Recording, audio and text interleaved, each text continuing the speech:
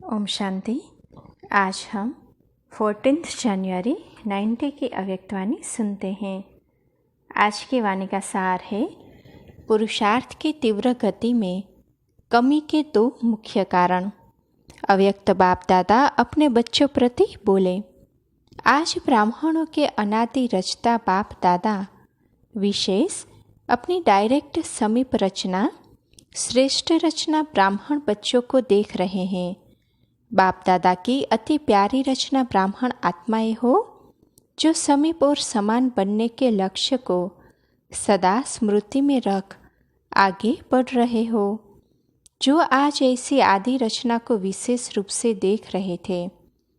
सर्व तीव्र पुरुषार्थी और पुरुषार्थी दोनों की गतिविधि को देख रहे हैं। बाप दादा द्वारा मिली हुई श्रेष्ठ सहज विधि द्वारा कब तीव्र गति व कब तीव्र, कभी कम गति, दोनों ही प्रकार के ब्राह्मण बच्चों को देखा। पढ़ाई, पालना और प्राप्ति सबको एक जैसी एक द्वारा मिल रही है, फिर भी गति में अंतर क्यों? तीव्र पुरुषार्थी अर्थात फर्स्ट डिवीज़न वाले और पुरुषार्थी अर्थात सेकंड डिवीज़न में पास होने वाले। आज विशेष सभी का चार्ट चेक किया। कारण बहुत है, लेकिन विशेष दो कारण है। चाहना सबके फर्स्ट डिवीज़न की है, सेकंड डिवीज़न में आना कोई नहीं चाहता, लेकिन लक्ष्य और लक्षण दोनों में अंतर पड़ जाता है। विशेष दो कारण क्या देखे? एक, संकल्प शक्ति जो सबसे श्रेष्ठ शक्ति है, उसको यथार्थ रीति स्वयं प्रति व सेवा प्रति समय प्रमाण कार्य में लगाने की यथार्थ रीति नहीं है। दूसरा कारण, वाणी की शक्ति को यथार्थ रीति समर्थ रीति से कार्य में लगाने की कमी। इन दोनों में कमी का कारण है यूज के बजाय लूज। शब्दों में अंतर थोड़ा है, लेकिन परिणाम में बहुत अंतर पड़ जाता है। बाप दादा ने सिर्फ 3-4 दिन की रिजल्ट देखी, टोटल रिजल्ट नहीं देखी। हर एक की 3-4 दिन की रिजल्ट में क्या देखा? 50% अर्थात आधा आधा। संकल्प और बोल में दोनों शक्तियों के जमा का खाता 50% आत्माओं का ठीक था, लेकिन बिल्कुल ठीक नहीं कह रहे हैं, और 50% आत्माओं जमा का खाता 40% और व्यर्थ व साधारण का खाता 60% देखा। तो सोचो जमा कितना हुआ? ज़्यादा वजन किसका हुआ? इसमें भी वाचा के कारण मनसा पर प्रभाव पड़ता है। मनसा वाचा को भी अपनी तरफ खींचती है।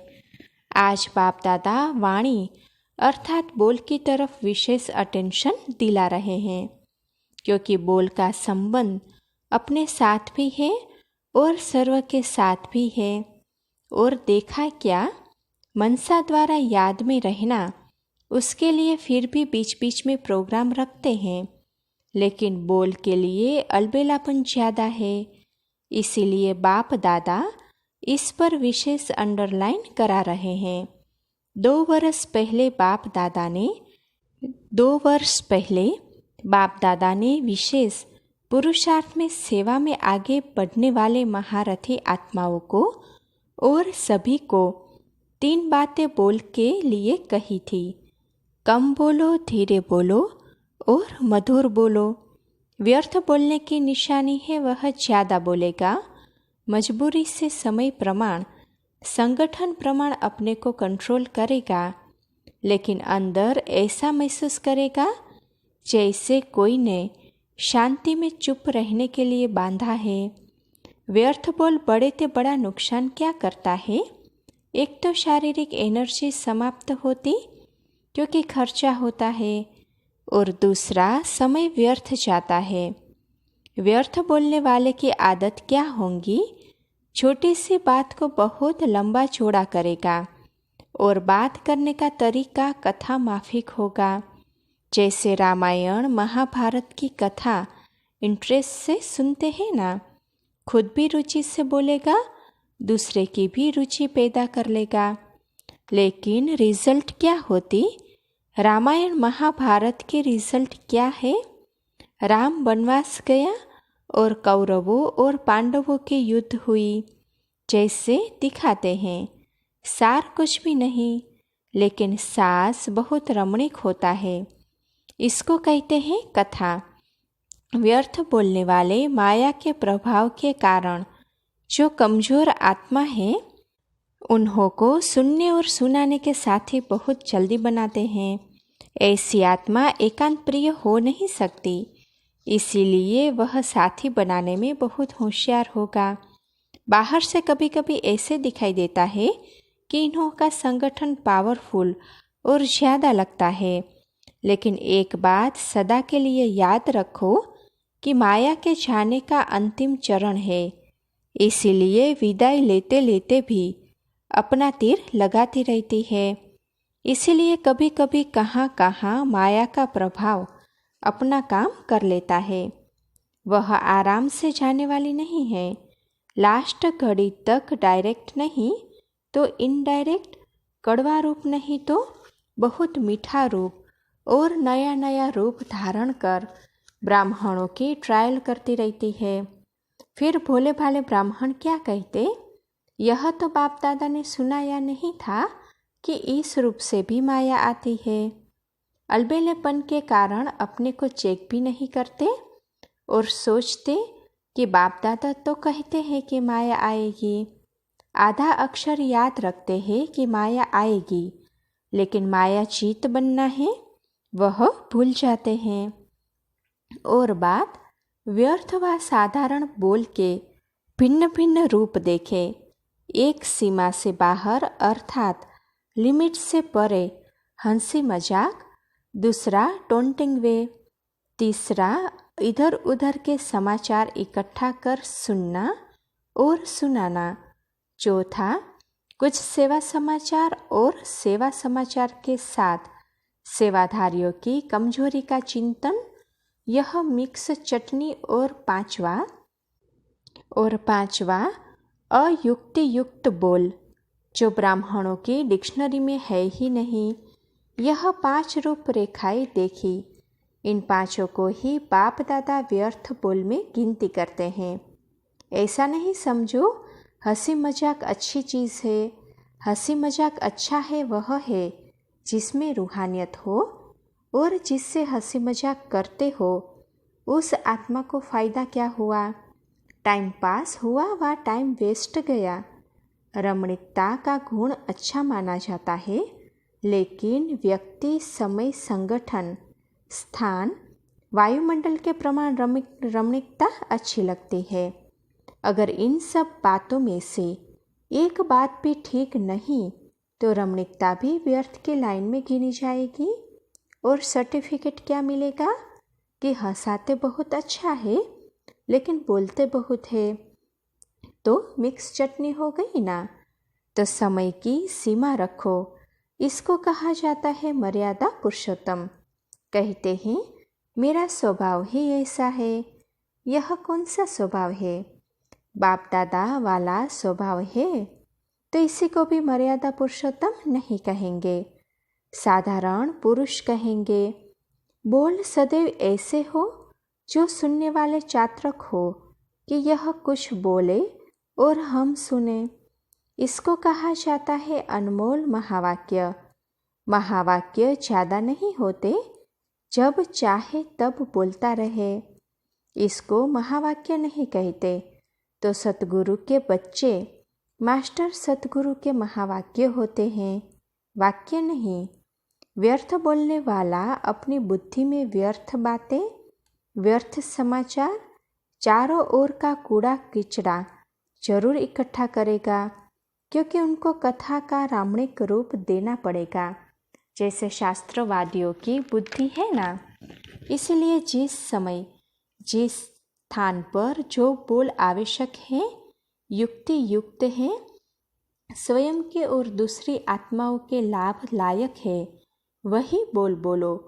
बोल के ऊपर अटेंशन कम है, इसीलिए इस पर डबल अंडरलाइन। विशेष इस वर्ष बोल के ऊपर अटेंशन रखो। चेक करो बोल द्वारा एनर्जी और समय कितना जमा किया और कितना व्यर्थ गया। जब इसको चेक करेंगे तो स्वतः ही अंतर्मुक्ता के रस को अनुभव कर सकेंगे। अंतर्मुक्ता का रस और बोलचाल का रस, इसमें रात दिन का अंतर है। अंतर्मुखी सदा भ्रुकुटी की कुटिया में तपस्वी मूर्त का अनुभव करता है। समझा? समझना अर्थात बनना। जब कोई बात समझ में आ जाती है तो वह करेगा जरूर, समझेगा जरूर। टीचर्स तो है ही समझदार, तब तो भाग्य मिला है ना, निमित्त बनने का भाग्य। इसका महत्व अभी कभी कभी साधारण लगता है, लेकिन यह भाग्य समय पर अति श्रेष्ठ अनुभव करेंगे। किसने निमित्त बनाया, किसने मुझ आत्मा को इस योग्य चुना, यह स्मृति ही स्वतः श्रेष्ठ बना देती है। बनाने वाला कौन? अगर इस स्मृति में रहो तो बहुत सहज निरंतर योगी बन जाएंगे। सदा दिल में बनाने वाले पाप के गुणों के गीत गाते रहो तो निरंतर योगी हो जाएंगे। यह कम बात नहीं है। सारे विश्व के कोटों की कोई आत्माओं में से कितनी निमित्त टीचर्स बनी हो। ब्राह्मण परिवार में भी टीचर्स कितनी है, तो कोई में कोई हो गई ना। टीचर अर्थात सदा भगवान और भाग्य के गीत गाती रहे।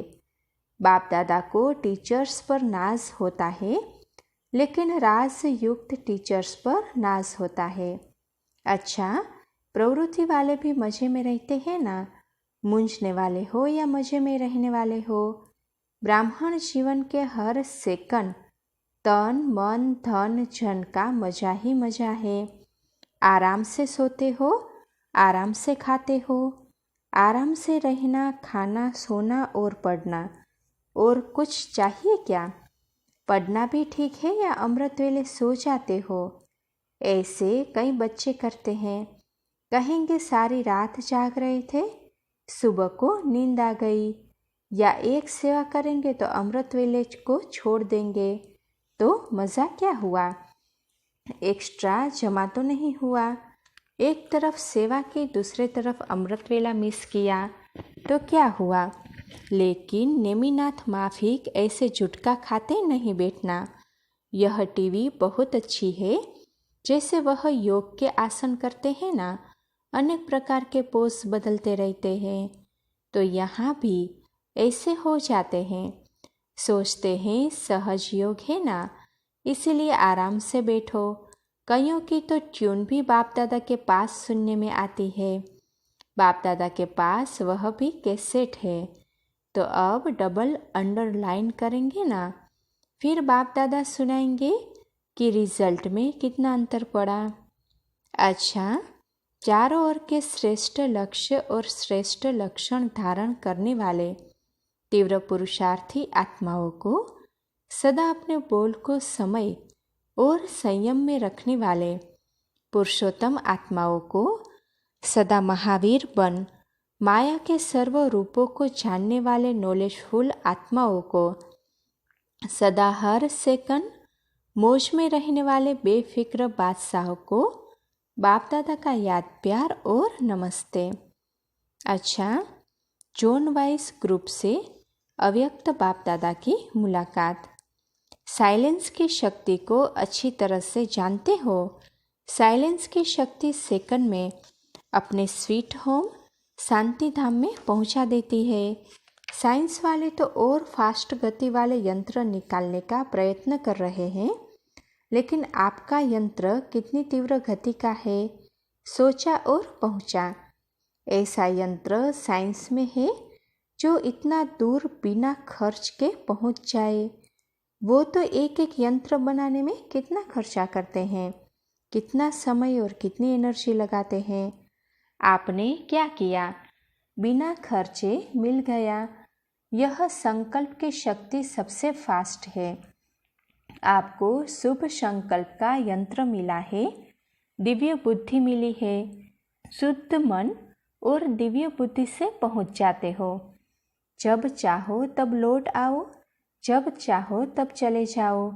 साइंस वालों को तो मौसम भी देखना पड़ता है, आपको तो यह भी नहीं देखना पड़ता कि आज बादल है, नहीं जा सकते। आजकल देखो, बादल तो क्या, थोड़ी सी फागी भी होती है तो भी प्लेन नहीं जा सकता। और आपका विमान एवर रेडी है या कभी फागी आती है? एवर रेडी है, सेकंड में जा सकते हैं, ऐसी तीव्र गति है। माया कभी रुकावट तो नहीं डालती है। मास्टर सर्वशक्तिवान को कोई रोक नहीं सकता। जहाँ सर्वशक्तियाँ हैं वहाँ कौन रोकेगा? कोई भी शक्ति की कमी होती है तो समय पर धोखा मिल सकता है। मानो सहन शक्ति आप में है लेकिन निर्णय करने की शक्ति कमज़ोर है। तो जब ऐसी कोई परिस्थिति आएगी जिसमें निर्णय करना हो, उस समय नुकसान हो जाएगा। होती एक ही घड़ी निर्णय करने की है, हाँ या ना, लेकिन उसका परिणाम कितना बड़ा होता है। तो सब शक्तियाँ अपने पास चेक करो। ऐसे नहीं ठीक है, चल रहे हैं, योग तो लगा रहे हैं, लेकिन योग से जो प्राप्तियाँ है वह सब है। या थोड़े में खुश हो गए कि बाप तो अपना हो गया। बाप तो अपना है लेकिन प्रॉपर्टी भी अपनी है ना, या सिर्फ बाप को पा लिया। ठीक है, वर्षे के मालिक तो बनना है ना। बाप की प्रॉपर्टी है सर्वशक्तियाँ, इसीलिए बाप की महिमा ही है सर्वशक्तिवान, ऑलमाइटी अथॉरिटी। सर्वशक्तियों का स्टॉक जमा है या इतना ही है, कमाया और खाया बस? बाप दादा ने सुनाया है कि आगे चलकर आप मास्टर सर्वशक्तिवान के पास सब भिखारी बनकर आएंगे। पैसे या अनाज के भिखारी नहीं, लेकिन शक्तियों के भिखारी आएंगे। तो जब स्टॉक होगा तब तो देंगे ना। दान वही दे सकता जिसके पास अपने से ज़्यादा है। अगर अपने जितना ही होगा तो दान क्या करेंगे? तो इतना जमा करो। संगम युग पर और काम ही क्या है? जमा करने का ही काम मिला है। सारे कल्प में और कोई युग नहीं है जिसमें जमा कर सको। फिर तो खर्च करना पड़ेगा, जमा नहीं कर सकेंगे। तो जमा के समय अगर जमा नहीं किया तो अंत में क्या कहना पड़ेगा?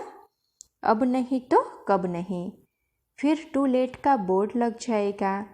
अभी तो लेट का बोर्ड है, टू लेट का नहीं है। अभी सभी माताओं ने इतना जमा किया है। शिव शक्तियाँ हो या घर की माताएं हो, शिव शक्ति कहने से शक्तियाँ याद आती है। किन माताओं को बाप ने शिव शक्ति बना दिया है? अगर कोई शक्ल आकर देखे तो क्या कहेंगे? ऐसी शक्तियाँ होती है क्या? लेकिन बाप ने पहचान लिया कि वह आत्माएं शक्तिशाली है। बाप तो आत्माओं को देखता है, न बूढ़ा देखता, न जवान देखता, न बच्चा देखता। आत्मा तो बूढ़ी व छोटी है ही नहीं। तो यह खुशी है ना कि हमको बाबा ने शिव शक्ति बना दिया। दुनिया में कितनी पढ़ी लिखी माताएं हैं, लेकिन बाप को गांव वाले ही पसंद है। क्यों पसंद है? सच्ची दिल पर साहेब राजी। बाप को सच्ची दिल प्यारी लगती है। जो बोले होंगे उन्हें झूठ कपट करने नहीं आएगा। जो चालाक चतुर होते हैं उसमें यह सब बातें होती है।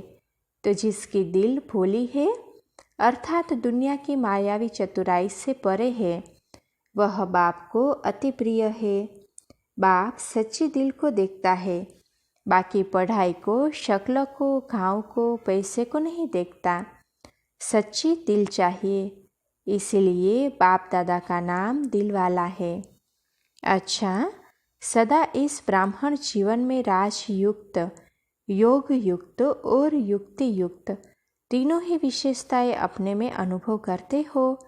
ज्ञान के सब राज बुद्धि में स्पष्ट स्मृति में रहे, इसको कहते हैं राजयुक्त और सदा रचना बाप को याद रखना, इसको कहते हैं योग युक्त। तो जो ज्ञानी और योगी आत्मा है उसके हर कर्म स्वतः ही युक्ति युक्त होते हैं। युक्ति युक्त अर्थात सदा यथार्थ श्रेष्ठ कर्म। कोई भी कर्म रूपी बीज फल के सिवाय नहीं होता। उनके संकल्प भी युक्ति युक्त होंगे। जिस समय जो संकल्प चाहिए वही होगा। ऐसे नहीं यह सोचना तो नहीं चाहिए था, लेकिन सोच चलता ही रहा, इसे युक्ति युक्त नहीं कहेंगे। जो युक्ति युक्त होगा वह जिस समय जो चाहता था हो गया। तो जो राज युक्त योग युक्त होगा उसकी निशानी वह युक्ति युक्त होगा। तो वह निशानी सदा दिखाई देती है। अगर कभी कभी दिखाई देती है तो राज्य भाग्य भी कभी कभी मिल जाएगा, सदा नहीं मिलेगा। लेने में तो कहते हो सदा चाहिए और करने में कभी कभी। ऐसे नहीं करना, अभी परिवर्तन करके जाओ। कभी कभी की लाइन से अभी सदा वाली लाइन में आ जाओ। जब जान लिया, अनुभव कर लिया कि अच्छे अच्छे बीज है, तो अच्छी बीज को छोड़ कोई घटिया चीज़ क्यों लेगा। तो अविनाशी खान पर लेने में कमी नहीं करना। लेना है तो पूरा लेना है। दाता के भंडारे भरपूर है, जितना भी लो अखूट है। तो अखूट खजाने के मालिक बनो। अच्छा, ओम शांति।